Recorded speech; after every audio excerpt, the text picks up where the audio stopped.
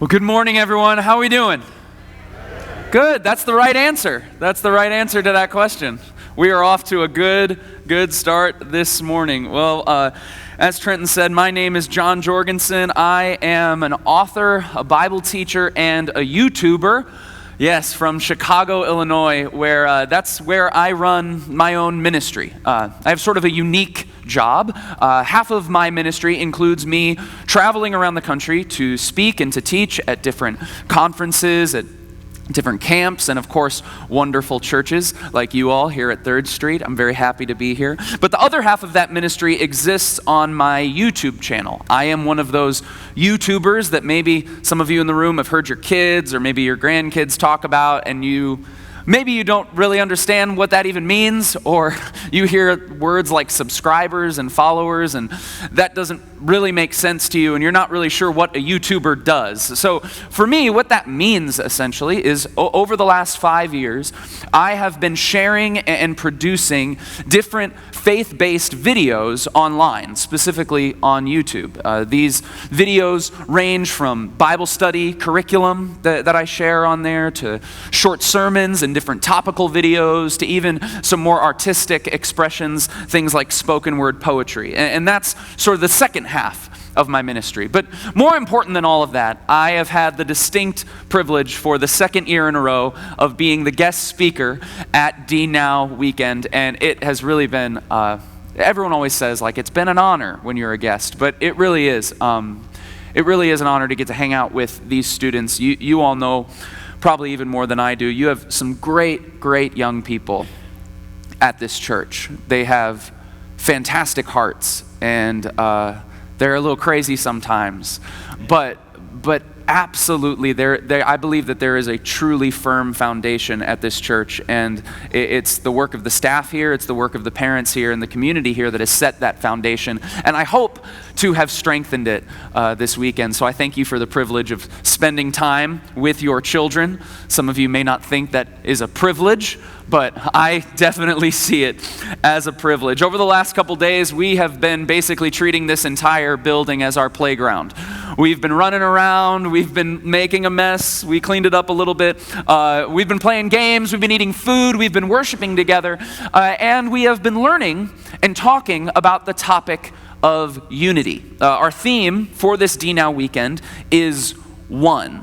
And we've been talking about the importance of unity for these students in every area of their lives. And to sort of catch you all up, I thought I would give you maybe a little Cliff Notes version of everything that we have learned this weekend thus far. Is that okay? So we're all on the same page? So here's what we've learned this weekend. We've learned that the Bible's word for disunity, specifically within relationships, for broken trust in relationships, the Bible's word for that is the word transgressions. But we also learn that the Bible gives us this wonderful tool called peace. And peace helps us to put the pieces back together when our relationships are in disunity or when they're broken. Peace helps us to live in unity with our friends and with our parents, and maybe if we try really hard, even with our siblings. I believe it by faith. We also learned about the word iniquity. In the Bible, iniquity refers to a specific type of sin or evil in the world, much like transgression. Iniquity speaks to corrupt or crooked or selfish behavior. And we learned that there is no unity in iniquity. Where iniquity exists, unity cannot coexist, because if you think about it, when you are only looking out for yourself, you will inevitably have to step over others or leave others behind. And so, we learn that the way that we can bring unity into a community or society that has been marred by iniquity, we learned that the way to do that is through justice. And biblical justice refers to looking out for those who have been left out. Biblical justice sometimes refers to someone getting what they deserve, but other times, most often actually, specifically in the Old Testament, it refers to looking out and giving special attention to the poor and to the lonely and to the hurting. This is how we create unity within the church and within our cities. And then last night, we learned about the disunity between sinful humans and a holy God. We talked about how sin, again, in the Bible, it refers to a failure to reach a goal, or missing the mark, if you will. And so for us, anytime we fail to reach our goal, which is to love God and love others, anytime we fail to do that perfectly, we have missed the mark. We are sinning. And we talked about holy, and how to be holy in the Bible is actually this ultimate form of goodness. It is to be so good that your goodness actually makes you unique. It actually makes you set apart, which is how our God is described in the Bible. And so last night we looked at our sin, our lack of goodness, separates us from a God who is holy and perfectly good. But we also learned that Jesus is the bridge from sin to holiness. We learned that through Jesus, a sinful humanity can actually be reconciled and brought back into unity with a holy God. So, I hope you can see we've learned a lot this weekend. We've talked about a lot of stuff. We were not sugarcoating it for these students, I promise you. We have learned so much about the importance of unity and how we can create oneness in our relationships, in our communities, in this very church, and even in our own personal faith journeys. We have learned so much. But now that the weekend is over, students, now it's time to actually do it. You see, as it is with anything in our faith, anything that we learn, the point of learning it, the point of gaining this knowledge is to put that knowledge into practice. You could think about it this way. When it comes to the teachings and the callings of Jesus, learning is good, but living is the goal. You could think about it that way. Learning about Jesus, I want to be clear, learning about Jesus, learning from Jesus, knowing more about the Bible, that's a good thing. In fact, I would argue that's a great thing. It's a great way to spend your time. But the point of our learning is to put that learning into practice, to go out and live for Jesus, live as Jesus would have lived, love people as Jesus would have loved them. When we begin to put our learning into practice, I believe that is when we will actually see transformation take place. And I believe that when it comes to the subject of unity, our world and our church needs transformation in this area now as much as ever. The evidence is clear that our world, the world you and I live in, is becoming more disunified and segregated every day. All you need to do to see this is log onto Facebook and read the comments on your uncle or your sister's latest status, don't you? All you have to do is you have to turn on the news, and you can see news anchors and political pundits just going back and forth, arguing endlessly, it seems. It seems like every day there is another line in the sand being drawn between two battling parties. It's Democrats versus Republicans. It's liberals versus conservatives, and you're either on this side or you're on that side. You either believe this or you believe that. And if you don't believe the same as me, then we cannot be together. And I think it's very easy for us to sort of sit in our pews on a Sunday morning and sort of frown at the world for being so broken and so judgmental at times. But I hope we can be honest with one another this morning. I hope we can be honest with ourselves and admit that the church at times can be just as broken and just disunified as the world that we are trying to serve. We also draw our lines in the sand through things like this denomination versus that denomination. This view of Scripture or this specific belief versus that specific belief. Even something as simple as this music style versus that music style. We draw these lines in the sand. And please, I want you to hear me. I am not here to push either or any of those agendas that I have just mentioned. Because I am not saying that we need to agree on absolutely everything in order for us to be one. I actually think it's important that we, even within one church building, I think it's important that we can disagree and we can have a discussion with one another on certain things. But when we draw lines in the sand, when we say that anyone who thinks like that, or anyone who talks like that, or anyone who votes like that, I don't want to associate with them. I don't want to worship with that person. I want nothing to do with that person. When we do that, when we have this sort of them versus us mentality of the world, I would actually argue that we are not answering Jesus' foundational call and prayer for his church, which could be summarized as this: we were created for unity to create more unity.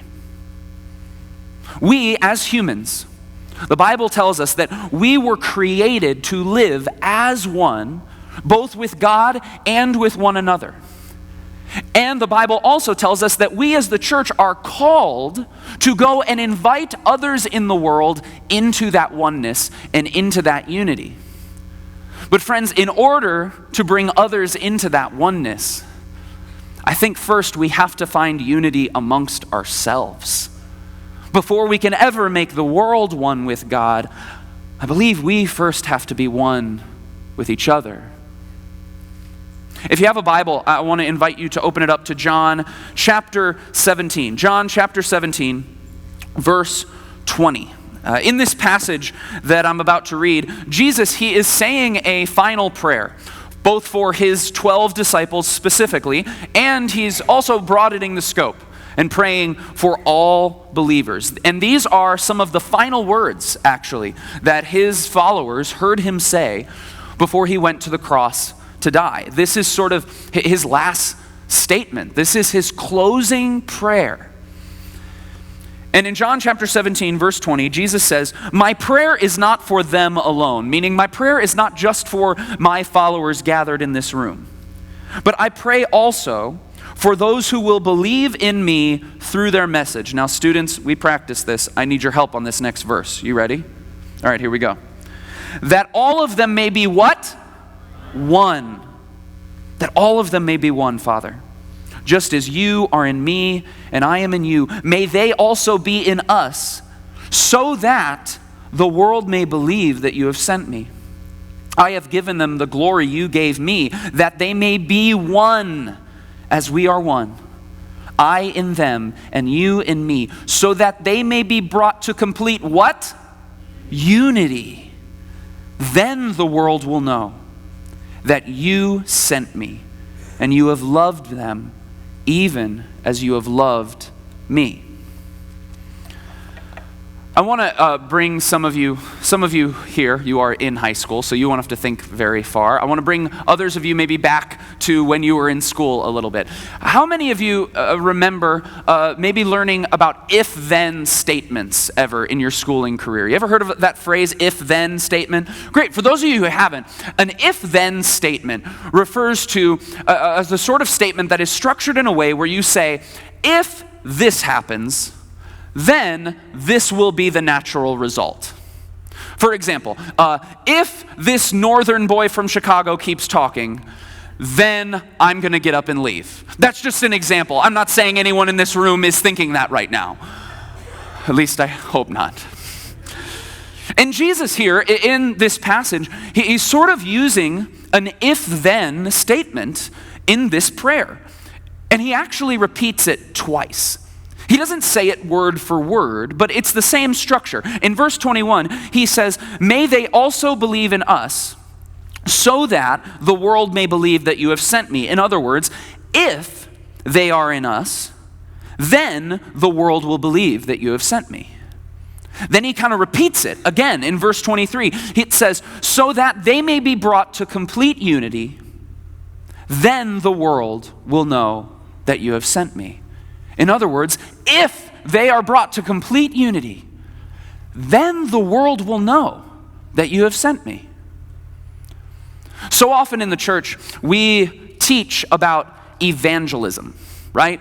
We are encouraged to witness to the lost or to share the good news of the gospel with non-believers. We're told to go and make what? Disciples, to make believers of all nations. We're encouraged to share our faith, and I think that's a good thing.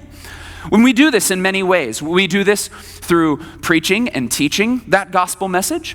We do that through different church ministries that help us to engage and serve our community. That is a way of sharing the good news of the gospel. We do this in conversations, one-on-one, with our friends, with our family members. We try and explain to them what this faith is that we have. And I want to be clear, all of those ways of evangelizing or spreading the good news, those are all very important and very effective ways to do it. But I want us to consider something this morning.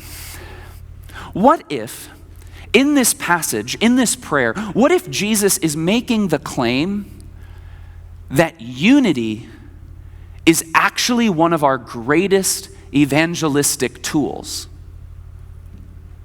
I mean, I think there's a pretty strong case for it, right? He says it twice over the course of just 3 verses.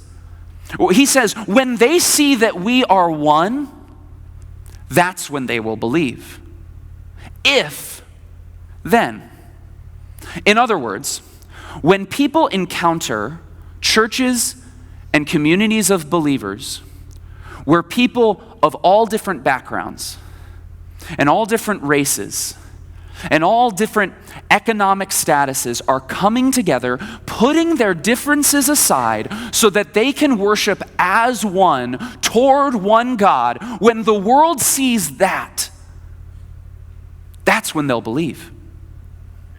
It's not when they think like us.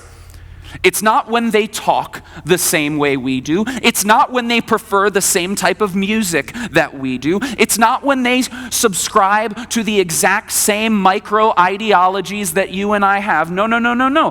But when they see that this is a God who actually reaches across the aisle. When they see that this is a God who reaches over borders. When they see that this is a God who reaches across rivalries. When they see our unity, that is when they will believe, and that is when they can be brought into unity with the Father themselves. I want you to consider this morning, what if the key to the world finally becoming united with God is actually for that world to finally see us, His church, be united with one another? What if that is the key?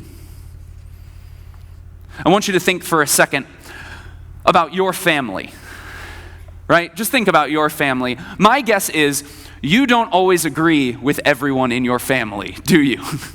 My guess is there is one person in your family that you rarely agree with, right? For me, it's my mom.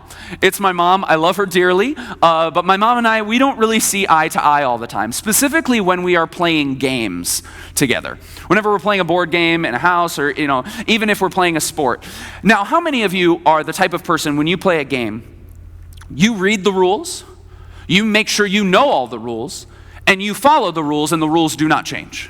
And you hold everyone else accountable to what the rules are? Yes, okay. Now, how many of you, you're the type of person where the rules are more of a suggestion to you? It's kind of like, if we can bend them, we can change them, whatever makes it more fun. You see, you second people, you are like my mother. My mom loves to change the rules of a game. She loves to sort of bend them or just completely throw out the rule book halfway through. Right? She does it because she thinks it makes it more fun, right? Or even sometimes she'll do it so that someone doesn't have to feel bad if they made a mistake. She'll just say, it doesn't matter. We don't need to follow that rule. And let me tell you something. Every time my mother does this, it drives me crazy, right? Because she always does it when I'm winning, right? And so almost every time my mom and I play a game together, it almost always ends in a fight. It almost always ends in some sort of argument, some sort of drama. She usually storms off to her room, and then I have to apologize and all this stuff. But even though my mom and I fight over games, even though we sort of see things differently, when the game is over, she's still my mom. Like when the game is over, I am still her son. When it's all said and done, it doesn't matter what has been said over the board game. When it's all said and done, we are still family, and there's nothing that could change that. I believe that that is the type of community Jesus has called his church to be. I believe that those are the types of communities that Jesus has called us to create. That's what it's all about. The message of Jesus to his church, I believe, could be summarized as this: all are invited to be united.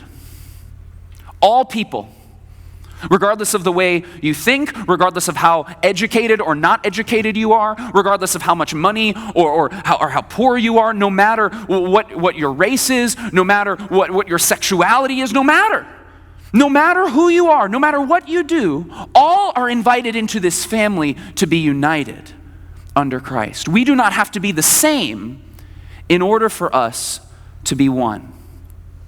And his promise, Jesus' promise to us, is that when the world sees us united as one family, when they see us united as one people, one whole, that's when they will believe that God is real. When they see us united together, that's when they will believe that Jesus is who he says he is. I mean, just think about it. Think about it very logically. When a broken and isolated world sees our unity and wholeness, how could they not want to be a part of that?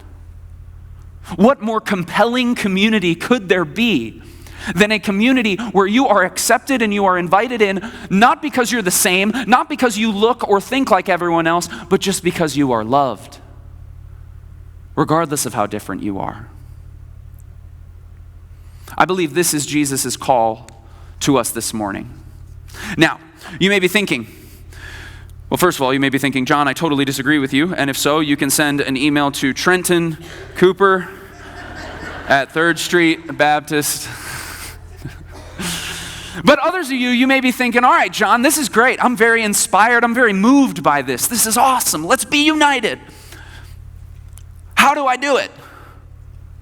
Like, this all sounds great in theory, but how do I create this type of unity in this church or in my relationships? Or how do I do this at work? How do we do this in our city? How do we create this type of unity? Well, if you wanted to know how to create unity in your lives, you should have signed up for D-Now Weekend. You missed it. And so, what I would actually encourage you to do, if you are wondering how you can create this type of church, how you here at 3rd Street can create this type of unified community, if you want to learn how to do that, I would actually say talk to these students. Really. I would encourage you to create generational unity. Even if you have no relation to them whatsoever, go and ask them about it. Because I'm here to tell you, if I have done my job this weekend, and if they have done their job, then they should be very equipped to go and begin to put their learning into practice, to turn their learning into living. You can go and you can talk to them, and they will teach you about how to create unity using things like peace and justice. You can go to them and they will tell you these tools that you can use to actually create real unity in your relationships, in your marriage, at your job. They'll even tell you how you can find unity between you and God. Don't let me down, guys. All right? Just bring out those notebooks. Honestly, I really want it. That's my invitation to you today. My invitation to you is not to listen to me anymore, but it's actually to go to the young people of this church and ask them to lead you in creating this type of unity here. I think that would be really, really wonderful. And before we go today, I actually would love to close, if I may, close this message with a prayer for this church. It's my second time back here, and even though I've only spent a few days at this church has really meant a lot to me. These students have meant a lot to me, and so I would love, if I could, to pray for you all, that this would be a church that is fully united, That this would be the type of community where we're not all the same, but we're all committed to being one together. It's part of the family of God. I want to pray for you all right now, if you don't mind. So let's bow our heads. Hey friends, thank you so much for watching this video. I wanted to let you know that the whole message from today's video can actually be found on my podcast. It's called The Johncast, and you can find it absolutely anywhere you get your podcast. That is where I am putting full sermons that I am teaching every single week. Those episodes come out. And so if you're a person who likes podcasts, who wants to keep up with sort of the sermon content that I am posting here on YouTube, but maybe you don't have time to sit down and watch it, you can listen to it on the go via the Johncast. Again, that is available literally anywhere you can get your podcast. I hope you will subscribe to the Johncast today. I hope you'll also subscribe to this channel if you're not subscribed. That's all I have for you today. I love you all. Keep being awesome.